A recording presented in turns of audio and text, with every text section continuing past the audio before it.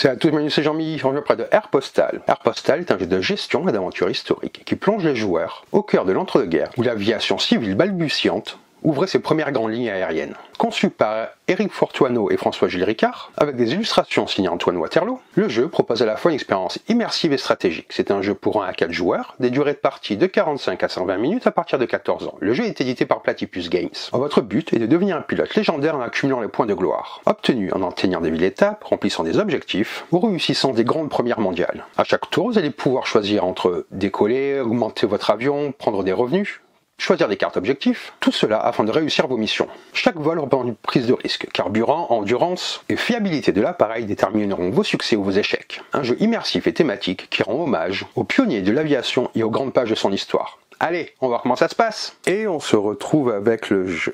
Donc là, ce que je vais faire, c'est que je vais expliquer les règles du jeu, je vous parlerai ensuite du mode solo, et finalement, je vous donnerai mon avis sur ce dernier. D'abord, un petit peu de contexte. La Première Guerre mondiale a vu l'essor incroyable de l'aviation.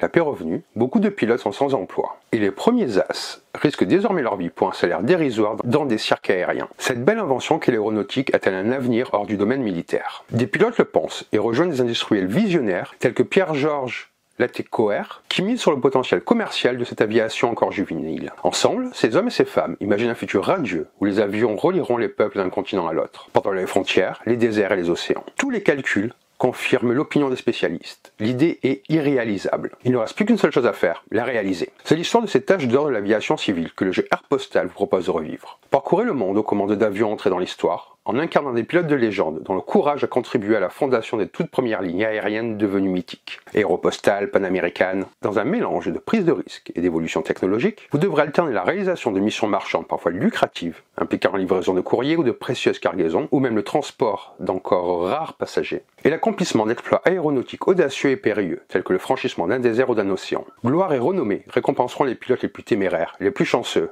ou les mieux préparés. La partie commence à l'aube des années 20. En tant que joueur pilote, vous êtes volontaire pour ouvrir les premières routes aériennes. Pour cela, les seuls avions disponibles en début de partie sont souvent des machines dépassées et sous-motorisées, qui ne vous permettront pas de vous aventurer sur les routes les plus longues. Puis grâce au développement technologique et commercial, vous aurez accès à des avions de plus en plus performants, vous permettant d'explorer le monde sur des distances plus importantes. Alors sera venu le temps de tenter d'accomplir des grandes premières, telles que la traversée de l'Atlantique, le franchissement de la cordillère des Andes, voire le tour du globe. Exploits qui vous font rentrer dans le panthéon des plus grands pilotes de l'histoire. Quel est donc le but du jeu? Vous devenez un pilote de légende en accumulant le plus grand nombre de points de gloire. Vous accumulez des points de gloire durant la partie, en volant jusqu'à des villes hub, en réalisant des objectifs ou en accomplissant des grandes premières. De plus, en fin de partie, gagnez également des points de gloire en fonction du niveau technologique de votre avion et de la somme d'argent que vous possédez. Pour évaluer la durée d'une partie, comptez environ 30 minutes de vol par joueur pilote, soit par exemple environ 1h30 pour une partie à 3 joueurs. A noter qu'il existe une version basique, et cette durée réduite environ à 15 minutes par joueur. Le premier joueur ayant atteint un certain nombre de points de gloire à la fin de son tour,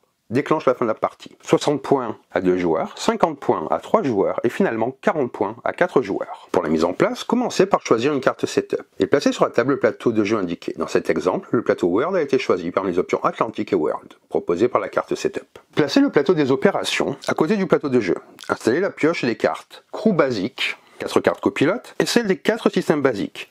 4 cartes Met Report. Elles sont disposées face visible. Ensuite, là-haut, vous constituez une pioche en mélangeant les 5 cartes diplomatie avec les cartes objectifs des decks des continents mentionnés sur la carte setup, que vous avez ici. Dans cet exemple-là, donc j'ai pris le deck Europe et le deck Nord-Amérique. Et ensuite, vous placez ces deux pioches dans le premier emplacement du distributeur Hôtel du Grand Balcon de cartes objectifs. Ensuite, ici, vous constituez une pioche en mélangeant les cartes Cargo et Pax et vous les placez dans le premier emplacement du distributeur de cartes fait pour cela. À cet endroit-là, vous allez constituer la réserve des cartes avions disponibles à l'achat. Vous les classez par niveau de technologie de l'avion. Placez les dés météo près du plateau de jeu à portée des joueurs. Ici, vous allez constituer les 6 pioches des cartes système et crew standard, soit une pioche de 4 cartes pour chaque type. Compass, Flying Engineer, autopilote, navigateur, gyroscope et radio. Et vous les placez sur des emplacements respectifs. Puis vous allez mélanger des cartes système et crew expert. Elles sont reconnaissables avec le logo XP. Et vous tirez au hasard un nombre de cartes égal au nombre de joueurs plus 3. Ces cartes constituent la pioche des systèmes et crew expert pour cette partie. Placez cette pioche à côté des 6 autres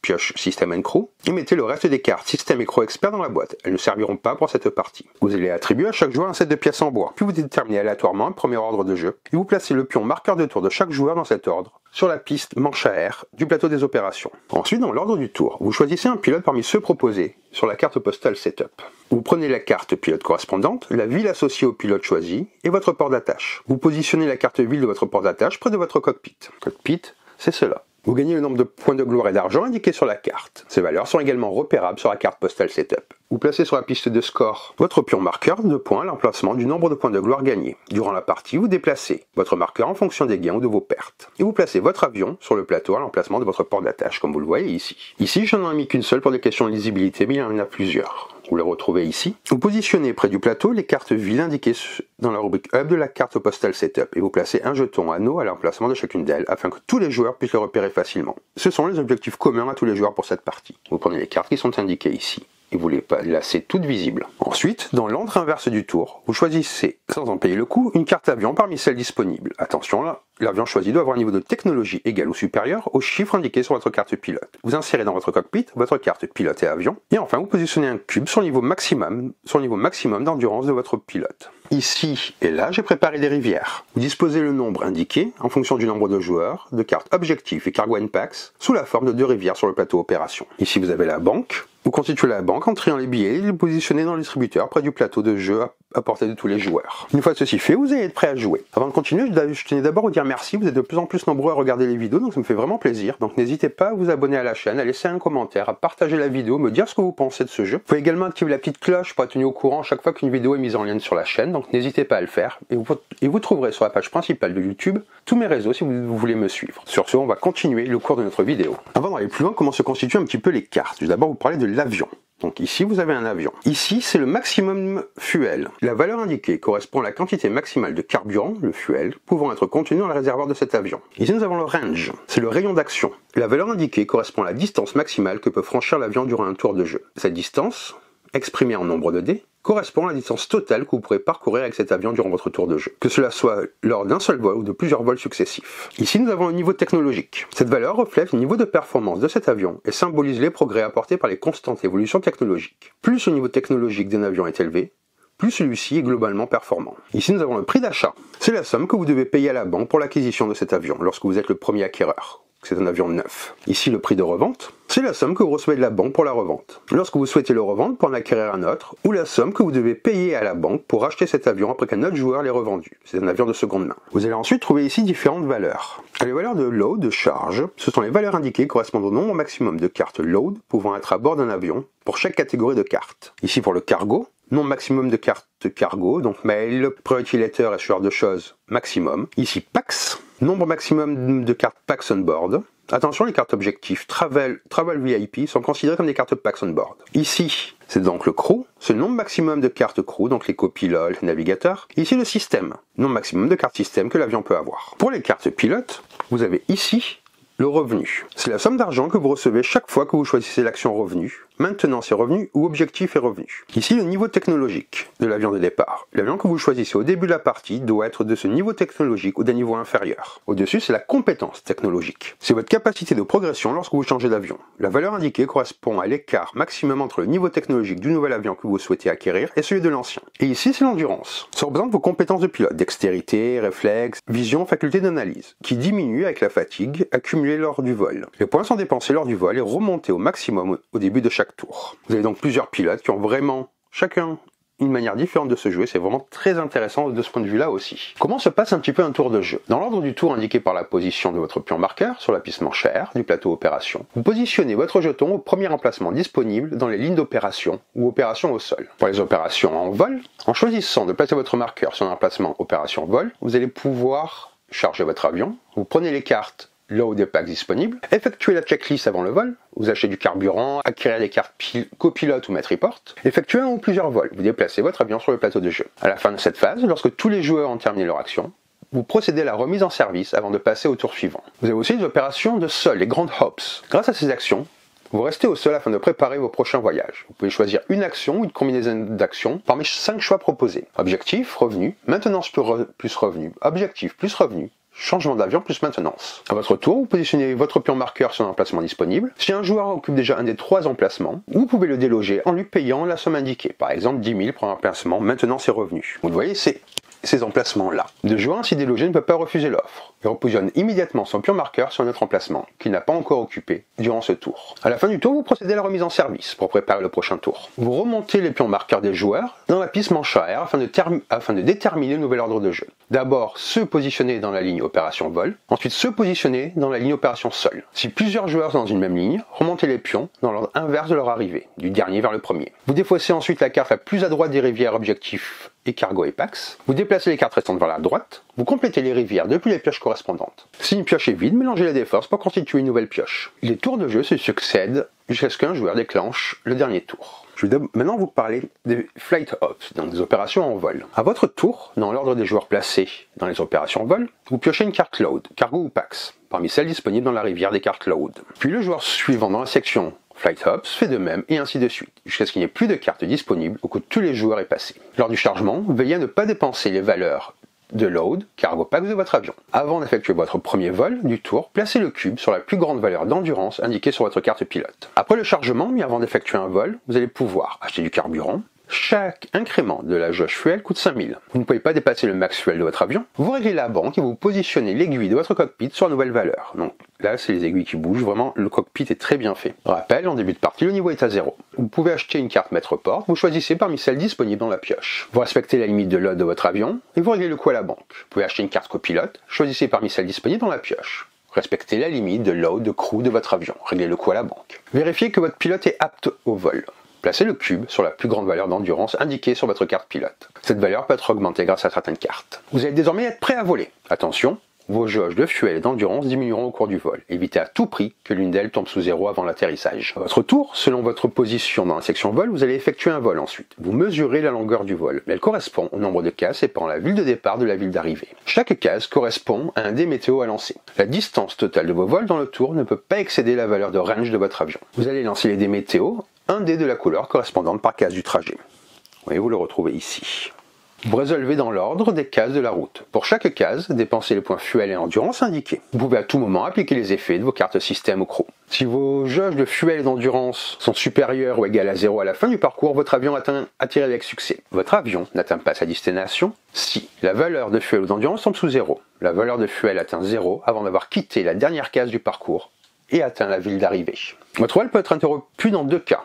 Si la valeur de fuel ou d'endurance tombe sous 0, si la valeur de fuel atteint 0 avant d'avoir quitté la dernière case du parcours. Après l'interruption, si vous avez atteint la ville de destination malgré tout, vous pouvez procéder à la livraison. Si vos jauges le permettent, vous pouvez choisir de continuer votre voyage et d'effectuer un autre vol. Attention, dans ce cas, vous ne pouvez pas reprendre de carte load, ni acheter de fuel, ni augmenter votre endurance. Vous devez continuer avec vos niveaux actuels. Et vous voyez, c'est sur les phases de dés que vous trouvez ce que vous perdez comme fuel et comme endurance. C'est indiqué là, par exemple. À l'arrivée dans une ville, vous pouvez livrer une carte load de votre choix.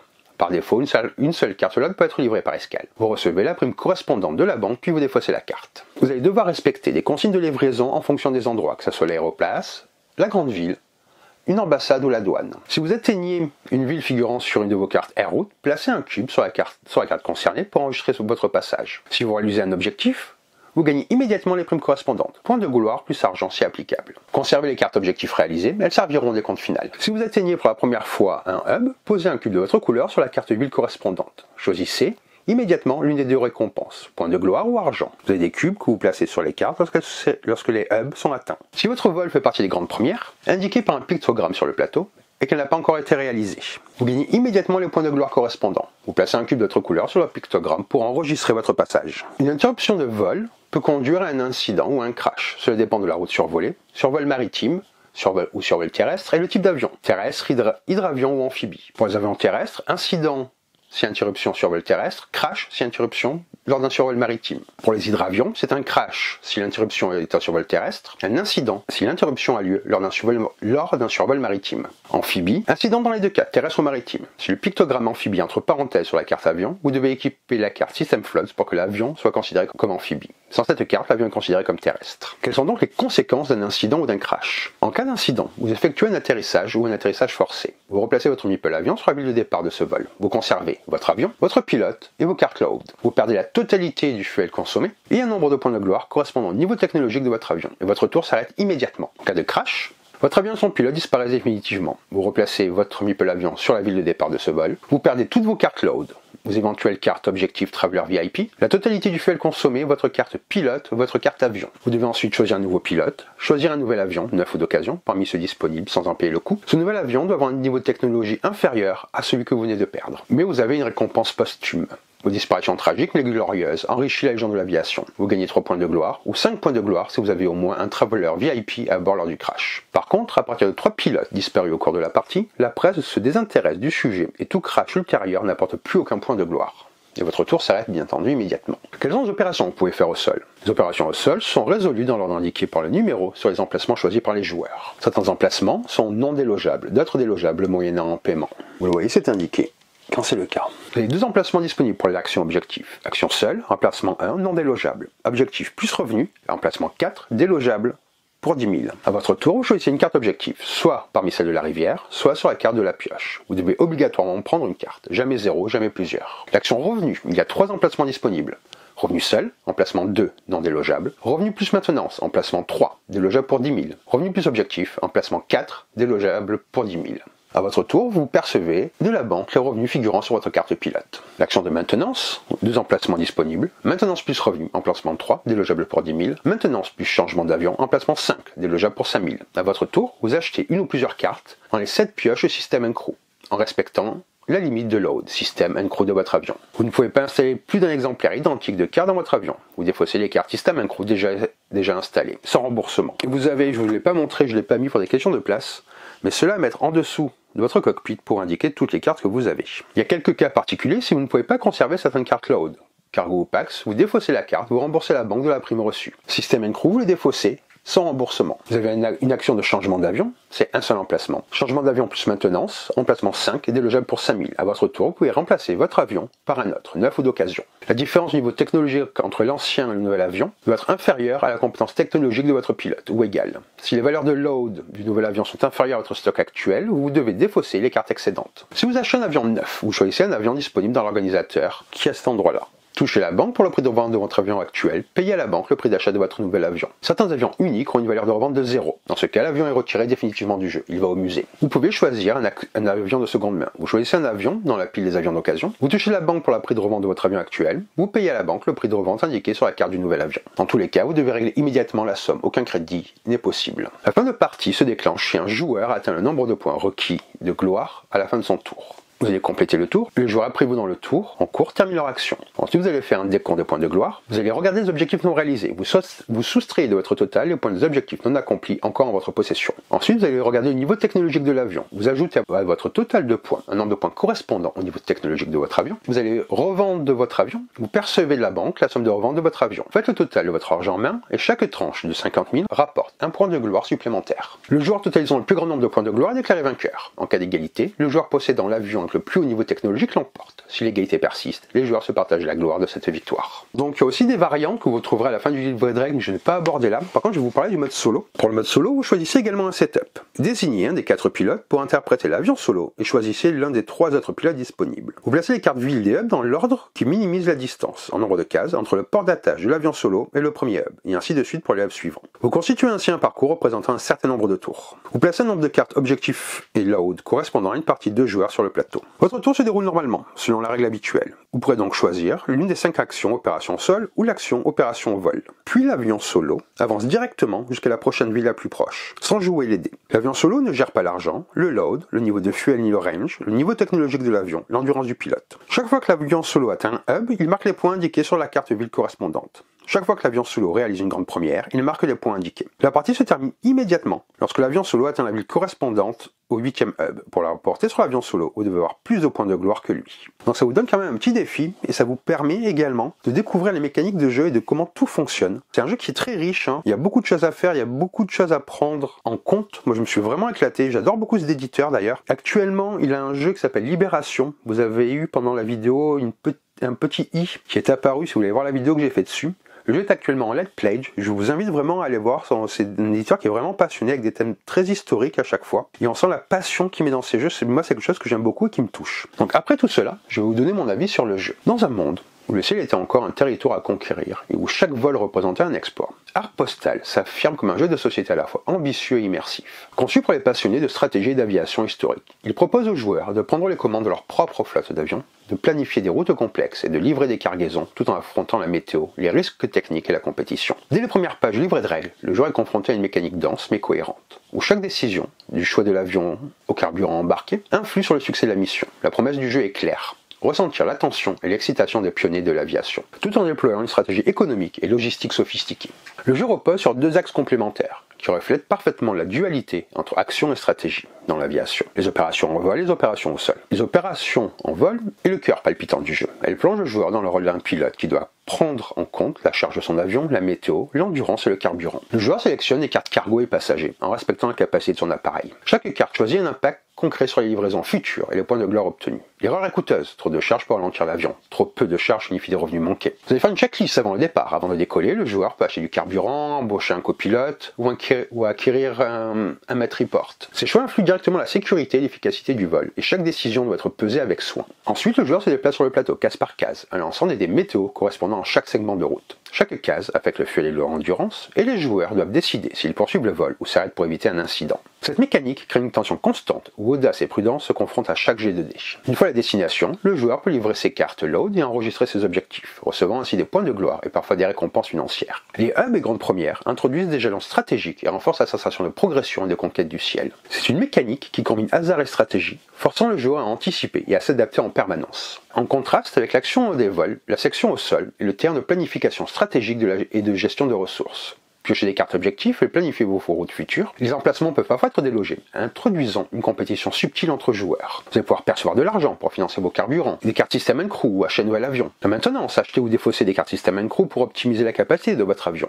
Vous allez pouvoir remplacer votre appareil pour mieux vous adapter aux missions tout en respectant les limites technologiques du pilote et la capacité de chargement. Chaque décision à terre influence directement les prochains tours et la possibilité de déloger un adversaire renforce l'aspect tactique et compétitif du jeu. L'un des points forts d'Art Postal réside dans sa gestion du risque. Les vols peuvent conduire à un vol réussi, un incident ou un crash, selon le type d'avion et le survol terrestre ou maritime. Les conséquences sont réalistes et immersives. Perte du carburant, de points de gloire, ou de l'avion et du pilote. La distinction entre avion terrestre, hydravion et amphibie et le type de survol oblige le joueur à adapter sa stratégie à chaque mission. Cette mécanique crée une tension palpable et donne au joueur le sentiment de responsabilité d'un vrai pilote, où chaque décision compte. Le système de points de gloire est bien pensé et motive les joueurs à planifier sur le long terme. Point pour l'objectif réalisé, conversion de l'argent en points de gloire, ajoutant un aspect économique à la stratégie aérienne, décompte final prenant en compte le niveau technologique de l'avion pour départager les égalités. Le joueur qui réussit à combiner vol efficace, objectif accompli et bonne gestion économique est récompensé, tandis que les erreurs stratégiques ont des conséquences tangibles. Le jeu propose plusieurs variantes qui enrichissent l'expérience. Le port d'attache par exemple, chaque joueur choisit secrètement sa ville de départ, créant des hubs uniques pour la partie. Les Warbirds, les joueurs commencent avec des avions du niveau